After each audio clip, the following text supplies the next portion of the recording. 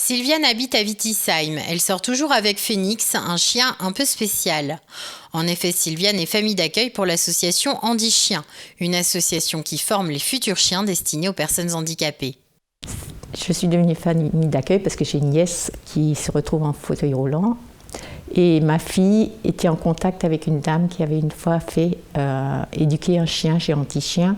Et c'est elle qui m'a dit à qui m'adresser. Donc j'ai téléphoné à Handy Chien à Lyon. L'association la met alors en relation avec Anne Krieg, la déléguée aux familles d'accueil d'Handy Chien sur l'Alsace.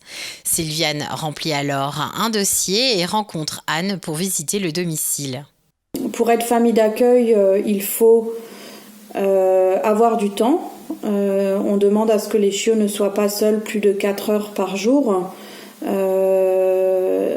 Et il va falloir avoir du temps pour des petits ateliers, pour jouer, pour aller l'emmener un petit peu partout, l'habituer partout.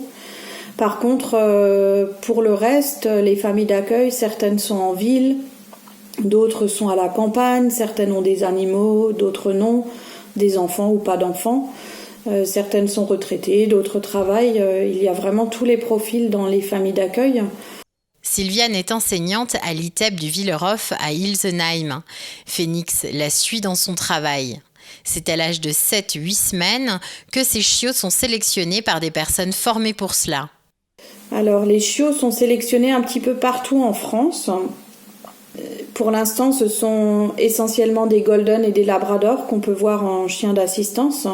Du coup, pour eux, prendre en gueule et ramasser quelque chose qui est tombé, c'est quelque chose de naturel. Ce sont des chiens aussi qui ont une taille suffisante pour leur permettre, par exemple, de monter les pattes sur une table ou un comptoir.